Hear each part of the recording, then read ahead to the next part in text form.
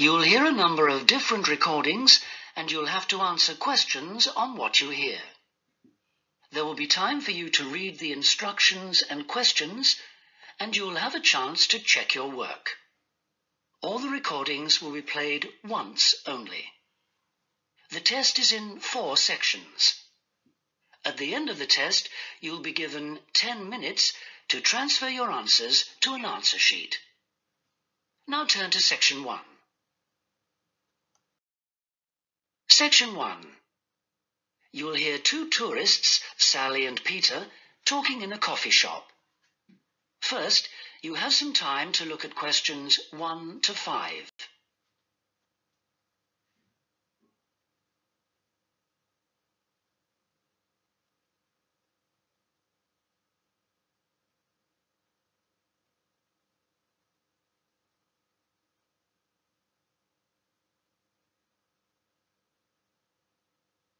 You'll see that there is an example that has been done for you. On this occasion only, the conversation relating to this will be played first. Oh, Peter, there you are. You've been ages. What kept you so long? I'm sorry I'm so late, Sally. Have you been waiting long? Oh, half an hour. But it doesn't matter. I've had a coffee and I've been reading this guidebook for tourists. Sally has been waiting half an hour for Peter, so C has been circled. Now we shall begin. You should answer the questions as you listen, because you will not hear the recording a second time. Listen carefully and answer questions 1 to 5. Oh, Peter, there you are. You've been ages. What kept you so long? I'm sorry I'm so late, Sally. Have you been waiting long? Oh, half an hour. But it doesn't matter. I've had a coffee and I've been reading this guidebook for tourists. Sit down. You look very hot and tired. Oh. What would you like to drink? I'd love a really chilled mineral water or something. Will you have another coffee? Yes, I will. The waitress will be back in a moment. Why were you so late? Did something happen? Yes. You know, I went to the bank to cash some traveler's checks. Well, the exchange rate was looking healthy, but when I went to the teller, they told me the computer system was temporarily down, so they couldn't do any transactions. They said the problem would be fixed in a few minutes, so I waited. And then I started talking to another guy in the bank, and I forgot the time. Really?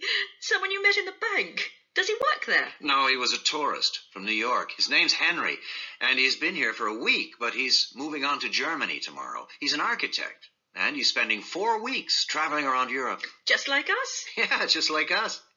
He told me the names of some places where we should eat. Great food and not too expensive, he said.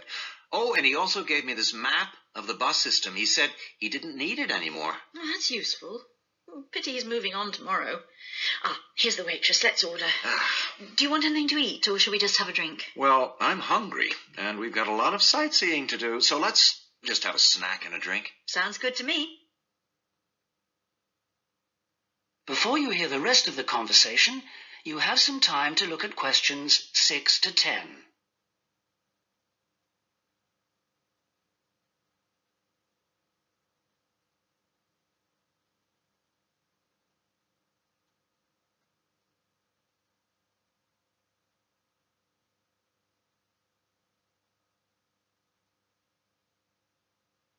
Now listen and answer questions 6 to 10.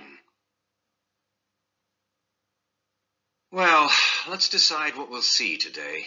I guess the best place to start is the cathedral, and then the castle. What are the opening times for those two? Well, according to this guidebook, the cathedral is only open from 9:30 in the morning until midday. Oh, no, hang on. That's the Cathedral Museum. Oh. The cathedral itself is open morning and afternoon. The castle is just open from 1 to 5, so we can't go there until after lunch. I really want to spend some time in the art gallery, because they've got this wonderful painting by Rembrandt that I've always wanted to see. What else should we see? Well, the guidebook says the botanical gardens are worth spending some time in, and they're open all day from 8 to 6, so we can go there any time. I'd like to go to the markets near the river too, but, oh, no, wait, that's only in the mornings, too. As well as today and tomorrow, we can see some other places on Monday, you know. But I don't think the markets will be open then. They only open on Thursdays, so we've missed them for this week. Maybe we should go to the cathedral today because it's Sunday tomorrow, and even though it's open every day, it might be more difficult to get in tomorrow because of the church services. That's true. But the art gallery isn't open on Sundays at all, so we'll have to go there today. The castle's open every day except Mondays, so we're okay there. And the gardens, of course, only close at night. Are all these places free, or do we have to pay to go in? What does the guidebook say? I think there's a charge for all of them, except the botanical gardens. Oh, and the markets. Of course you don't pay to go in. Okay. Well, it looks like our plan is this. We'll go to see the painting you like first, the Rembrandt, then have lunch and go on to the castle after that, and then the cathedral. Okay. It says here that the roof of the cathedral is really beautiful. Is that right?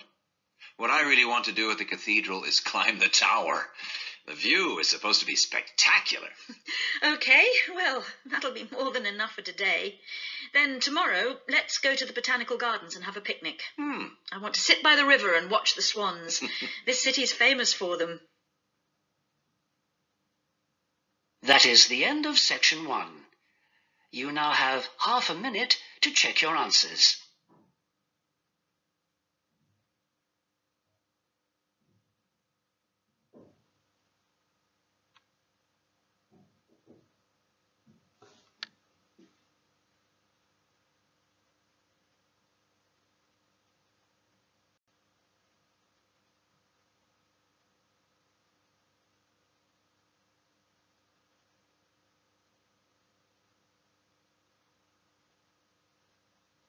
Now turn to section 2.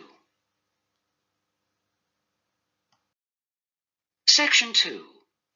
You will hear part of a talk given by an international student counsellor speaking to a group of overseas students during their orientation week. First, you have some time to look at questions 11 to 14.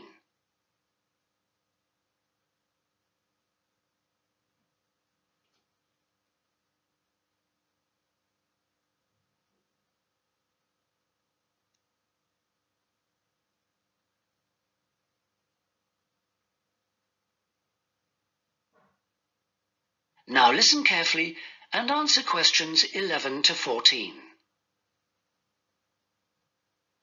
So the counseling services we offer deal with any problems arising from your studies or in your life outside the university. Let's take academic counseling. If you're confused about subjects or how to combine them in your degree, then we can advise you and discuss the career you are aiming for so that you can see it all in context. We can also chase up your tutor if you're not getting proper feedback on how you are getting on in your subject. Besides help with academic problems, you may also need personal counseling. If you think you're already under stress, well, just wait till classes begin next week. You'll have to start adjusting to teaching and learning methods that may be unfamiliar to you, as well as the mounting pressure as the deadline for that first assignment creeps up on you. And, of course, you have to cope with all this without your usual social network. You know, the social contacts, family and friends you could normally rely on for help. All of this causes anxiety. Studying overseas can trigger a personal crisis. You may have left a lot of what you might call unfinished business back in your own country. Or you may have interrupted personal relationships or even sometimes have broken them off to come overseas. And so the student often feels lonely, unhappy, unmotivated, and unable to concentrate on studying. Or there may be other things bothering you. Our resident chaplain can offer you spiritual guidance if that's what you want, or we can put you in touch with community groups that can provide you with social contacts and friendship. Before you hear the rest of the talk, you have some time to look at questions 15 to 20.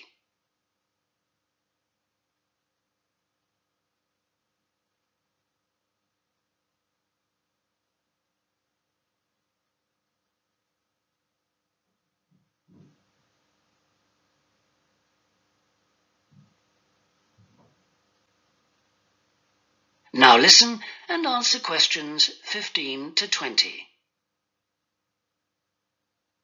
What about exam stress? It affects nearly everyone to some extent, but especially overseas students like yourselves. There may be a huge amount of family pressure on you to succeed. And if you fail a subject or drop out of a course because it's too difficult, then your self-esteem can suffer.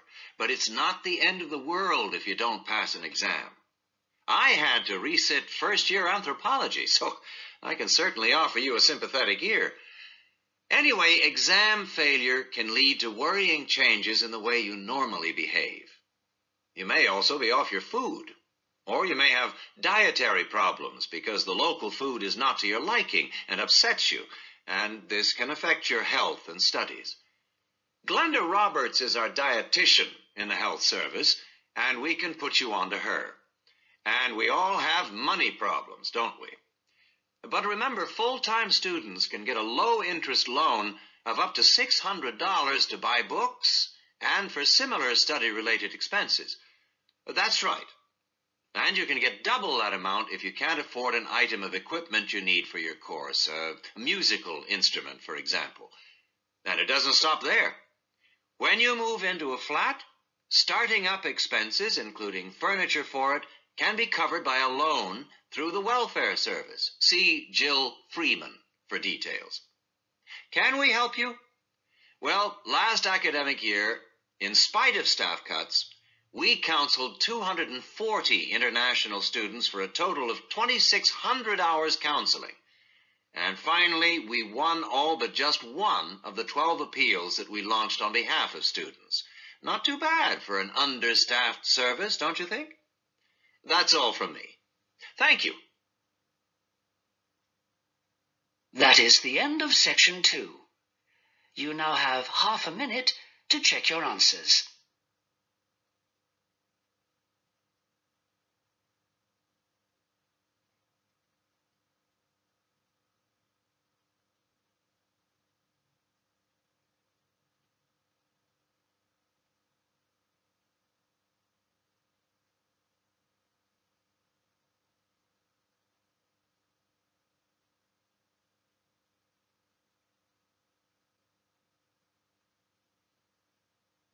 Now turn to section 3.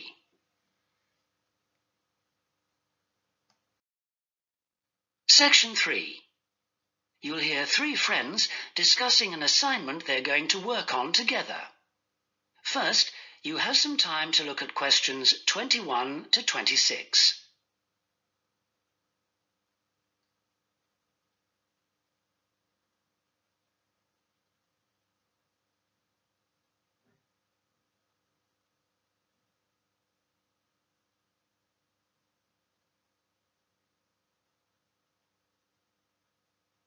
Now listen carefully and answer questions 21 to 26.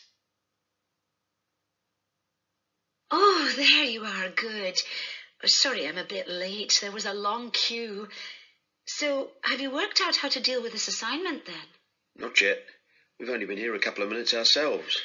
Can you just remind me what the task is exactly? Well, there are three parts to it. First, we've got to write an essay about ways of collecting data. Then... What's the title of the essay exactly? I've got it here. Assess the 2 main methods of collecting data in social science research. And how much do we need to write? 1,500 words. That's for the essay. Then for the second part of the assignment, we have to choose one method of data collection and carry out a small-scale study, making appropriate use of the method chosen to gather data from at least 5 subjects. And then we have to write a report on the study? That's right, of 3,000 to 4,000 words. Did you get as far as discussing which form of data collection we should go for? Questionnaire or interview, isn't it? Yeah, I think we should use a questionnaire. It'll be so much less time-consuming than organising interviews, I reckon. Once we've agreed on the wording of it, we only have to send it out and wait for the responses. Yes, I think it probably would be quicker. But what did that article he gave us last week say about the quality of data from questionnaires? I'm pretty sure it recommended questionnaires as a source of highly reliable data. As long as you design the questionnaire properly in the first place, the data will be fine. No, I'm sure it talked about drawbacks as well, didn't it? Something about the response rate and the problems you get if it's too low? Yeah, but we only need data from 5 subjects anyway. Oh, I suppose so. Another drawback I remember it mentioned was that questionnaire data tends not to reveal anything unexpected because it is limited to the questions fixed in advance by the researcher. Come on, Rosa, this is only a practice. It's not meant to be real research, is it? Well, not sure about that. Before you hear the rest of the conversation, you have some time to look at questions 27 to 30.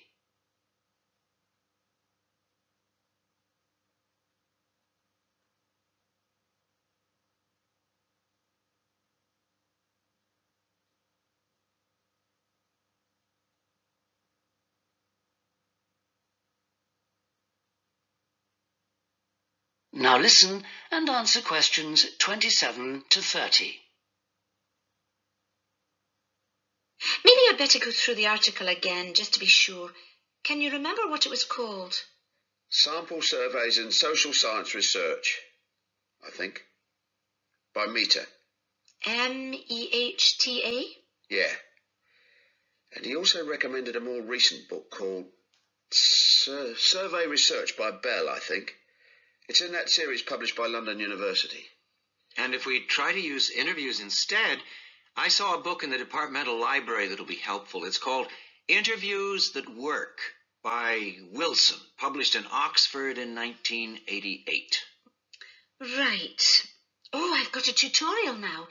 Can we meet up again later this week? What about Friday morning? Suits me. 11 o'clock? Fine. Before Friday, I think we should all look through the reading list. That is the end of section 3. You now have half a minute to check your answers.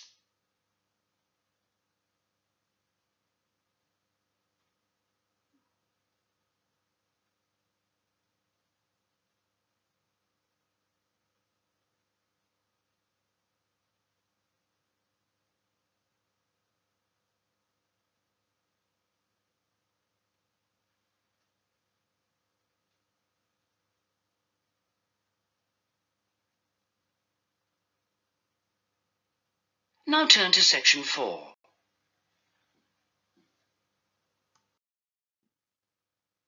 Section 4.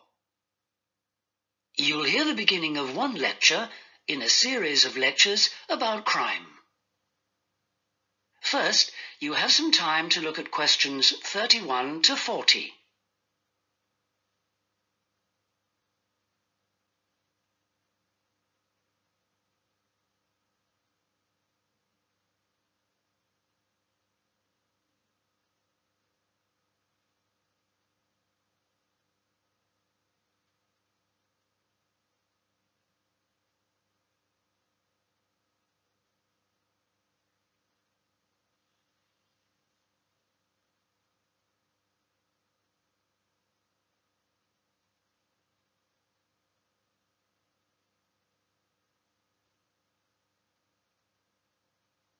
Now listen and answer questions 31 to 40. So far in these lectures, we've been looking at crimes like robbery and murder, both from a historical viewpoint and also in contemporary society. And we've seen that the preoccupation in Western society with crime and with lawlessness is part of a long and continuous tradition, rather than something which is new and unique to modern society.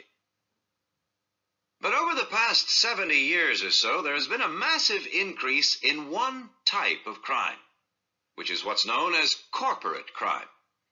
Corporate crime is crime which, as the name suggests, is connected with companies, with business organizations. It includes illegal acts of either individuals or a group within the company. But what is important is that these acts are normally in accordance with the goals of the company. They're for the good of the company rather than the individual. It's been defined as, quote, crime which is committed for the corporate organization, the company, not against it, unquote. So crimes like theft by employees, things like embezzlement or fraud against one's actual employer are excluded according to this definition. The employees may be involved, but they're acting in the first place for the company. They may not even realize they're committing a crime. Or they may realize, but they feel it's excusable because it's policy. Or because otherwise they may lose their jobs. So here really we're talking about the links between power and crime. Now this is one area that much less is generally known about than conventional or traditional crime. It has been relatively ignored by the mass media. For example, it tends to be underreported in comparison with conventional crime in news broadcasts and in crime serials and films and so on. They very rarely deal with corporate crime. And it also tends to be ignored in academic circles. There's been far more research on conventional crime and far more data is available. There are several reasons for this lack of interest in corporate crime compared with other types of crime. It's often very complex, whereas with conventional crime, it's usually possible to follow what's going on without specialist knowledge. As well as this, whereas conventional crime usually has a lot of human interest, corporate crime often has much less. The third reason, and possibly the most significant one, is that very often the victims are unaware. They think their misfortune is an accident, or that it's the fault of no one in particular. They're unaware that they've been victims of a crime. So when we look at the effects of corporate crime, we may find it's very difficult to assess the costs.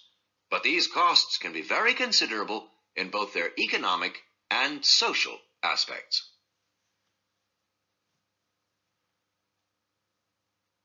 Let's look at the economic costs first. For example, if a company is producing fruit juice and it dilutes its product so that it's just a little below the concentration it should be, many millions of people may be paying a small amount extra for their carton of orange juice. Now, small amounts like this may seem insignificant for individual customers, too small to worry about. But for the company, this deception might result in massive illegal profit. However, all studies of corporate crime agree that the individuals are in fact deprived of far more money by such crime than they are by conventional crime like robbery and theft. In addition to this, we have to consider the social costs of corporate crime, and these are again very difficult to assess, but they are considerable. They're important because they can undermine the faith of the public in the business world, and also, more importantly, because the main group of people they affect are in fact not the richer sections of society, but the poorer. So here companies are robbing the poor to benefit the rich. There are two more points to do with corporate crime that I'd like to illustrate with reference to a specific event which occurred several years ago. This was an explosion of a large oil tanker, which caused the loss of more than 50 lives of the crew. It was an explosion which never should have happened, and a subsequent inquiry laid the blame not on anyone who had actually been on the tanker at the time, but on the owners of the tanker. They had deliberately decided not to carry out necessary repair work on the tanker as it was due to be sold, and it was this lack of repair work which was directly responsible for the explosion. Now this illustrates 2 points to do with corporate crime. First of all, that it does not have to be intentional. The owners of the tanker certainly did not intend it to explode, but very serious consequences can result from people or organizations not considering the possible results of their actions seriously enough. The main crime here was indifference to the human results, rather than actual intention to harm anyone, but that didn't make the results any less tragic.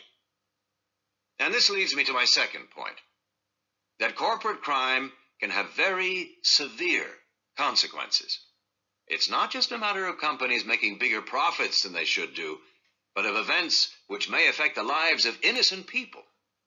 And yet very often, companies, because they say they didn't intend to harm anyone, can avoid taking responsibility for the results of their actions, and that has been a very dangerous loophole in the law. Now, a further example of corporate crime was the... That is the end of section 4. You now have half a minute to check your answers.